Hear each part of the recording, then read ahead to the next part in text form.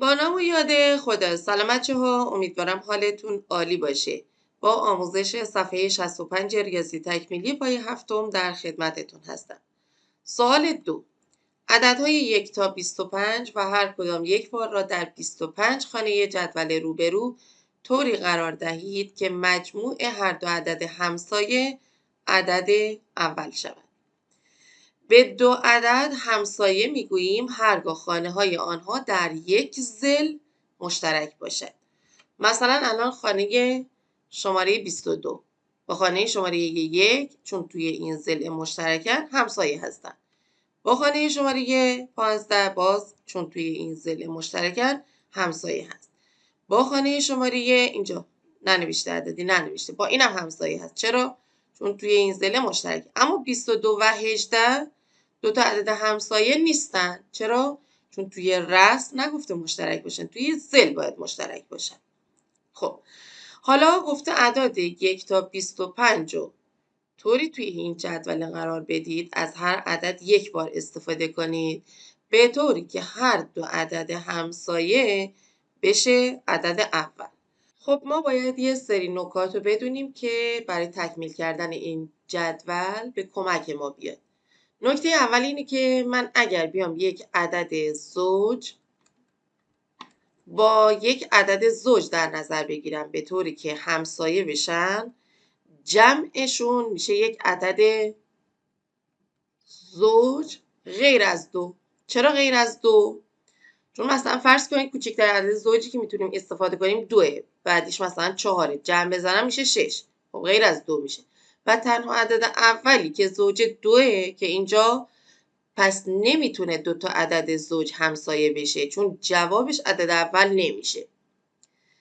اگر بیام یک عدد فرد رو با یک عدد فرد کنار هم قرار بدم که همسایه بشه، جمعشون میشه عدد زوج غیر از 2.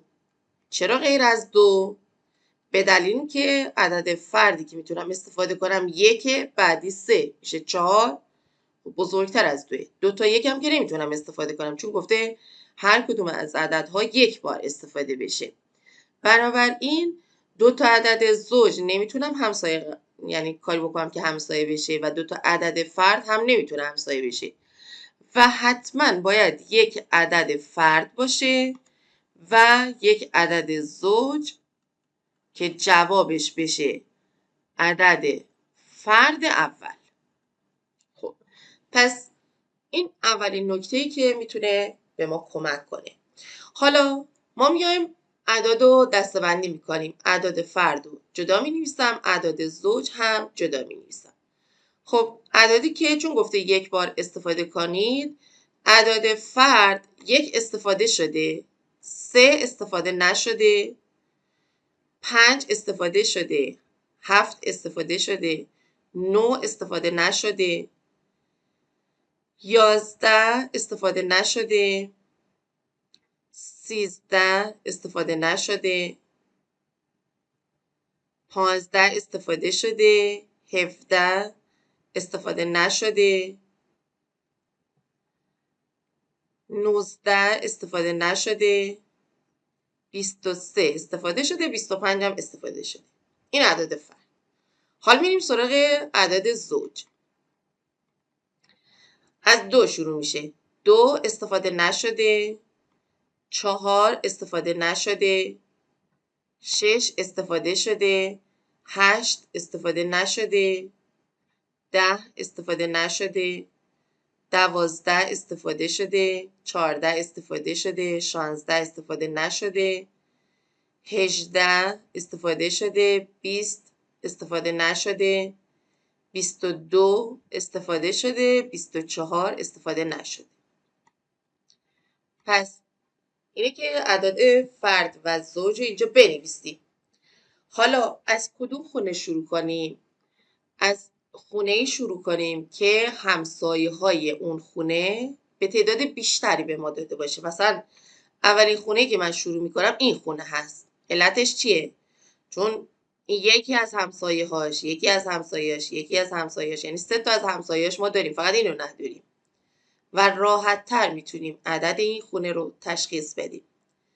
و نکته‌ای که استفاده میکنیم اینا نگاه کنید همسایه‌هاش زوجن، پس اینجا باید حتما یک عدد فرد قرار بگیره. حالا میایم از بین این اعداد شروع میکنیم از عدد اولی. من اگر اینجا 3 بذارم 3 با 22 میشه 25. خب عدد اول نیست، پس 3 نمیتونم بذارم. اگر بیام 9 بذارم، 9 اینجا بذارم با 18 میشه 27. خب نمیشه. اگر 11 بذارم، 11 با 22 میشه 33. عدد اول نمیشه. اگر 13 بذارم، 13 با 12 میشه 25. خب عدد اول نیست. اگر 17 بذارم، 17 با 18 میشه 35. عدد اول نمیشه. خب هیچ کدوم از اینا نشد، فقط 19 موند. پس اینجا 19 میذارم، ولی امتحان میکنم که ببینم 19 با 12 20 31 میشه. عدد اوله. اینجا 30 41 عدد اوله. 29 30 37 عدد اوله. پس این عدد 19 عدد یکتا هست، یعنی تنها عددیه که ما میتونیم از بین اعداد فرد اینجا بذاریم. دیگه خطش میزنیم. چرا؟ چون فقط یک بار قراره استفاده کنیم. بریم خونه بعدی. باز گفتیم خونه ازش استفاده میکنیم که همسایه‌های بیشتری از اون داشته باشیم. من میخوام این خونه تکمیل کنم. چرا؟ چون این همسایه 15 19 و 7 و اینجا باید یک عدد زوج قرار بگیره. پس از بین این اعداد باید بررسی کنم. حالا بیام از عدد اولی شروع میکنم. اگر من 2 بذارم اینجا، 2 با 7 میشه 9 و عدد اول نیست. اگر من اینجا 4 بذارم، 4 و 19 23، 4 و 15 19، 4 و 7 میشه 11. عدد اوله. خب حالا میگیم شاید 4 بشه، عدد زوج دیگه هم بشه. باید بقیهش هم امتحان کنیم. بریم سراغ بعدی. 8. اگر من اینجا 8 بذارم، 8 و 7 میشه 15. خب نمیشه. اگه 10 بذارم، 10 با 15 میشه 25. 10 نمیشه.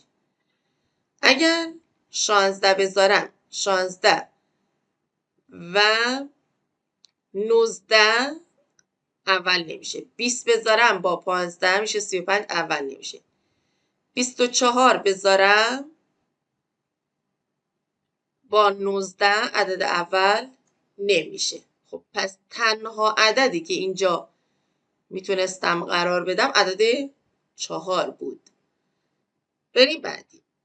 اگر بیام اینجا بخوام این خونه رو تکمیل کنم، خب اینجا ندارم، اینجا ندارم، اینجا ندارم، فقط یکی از همسایه‌اش دارم.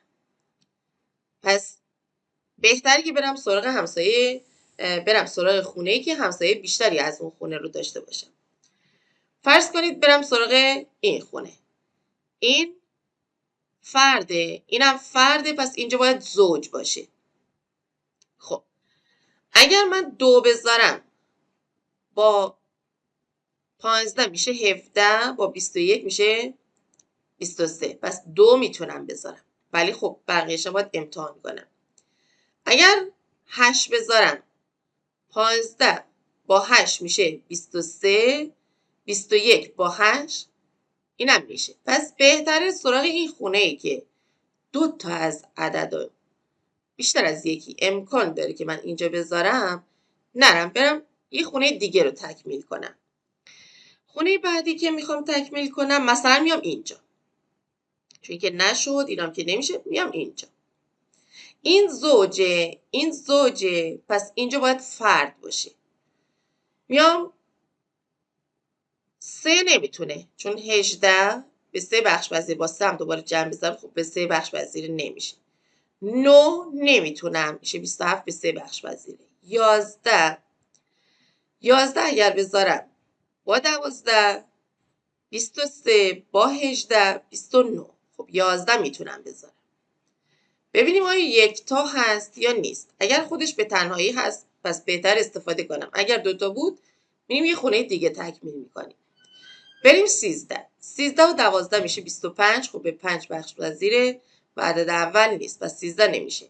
اگر 17 بذارم، با 18 میشه به 5 بخش پذیر دیگه، پس عدد اول نمیشه. پس این خونه تنها عددی که من میتونم اینجا بذارم عدد 11 هست و چون یک تا هست ازش استفاده میکنم. یه بار استفاده شد خط میزنم. بریم سراغ خونه بعدی. مثلا اینجا تکمیل میکنم. چرا؟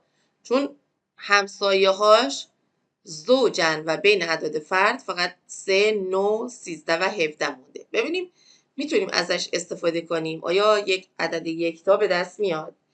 اگر 3 استفاده کنم با 6 میشه 9، عدد اول نیست. اگر 9 استفاده کنم با 6 میشه 15، عدد اول نیست. اگر 13 استفاده کنم 13 و 14 میشه 27، عدد اول نیست.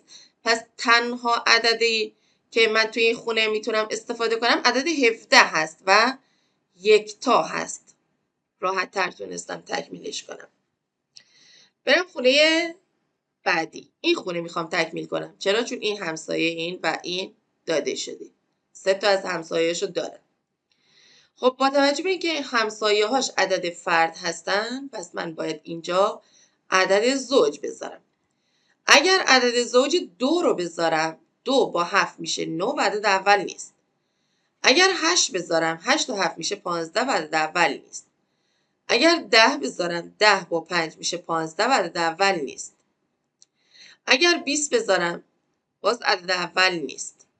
اگر 16 بذارم 16 با 5 میشه 21، اول نیست. اگر 24 بذارم خب تنها عددی که مون 24 دیگه. خب حالا امتحانش کنم. 24 با 5 29، عدد اوله. 24 با 7 میشه 31، عدد اوله. و اینم که میشه 41، باز عدد اوله و اینو خط میزنم. برم بعدی. اینجا این زوجه پس این خونه باید فرد باشه.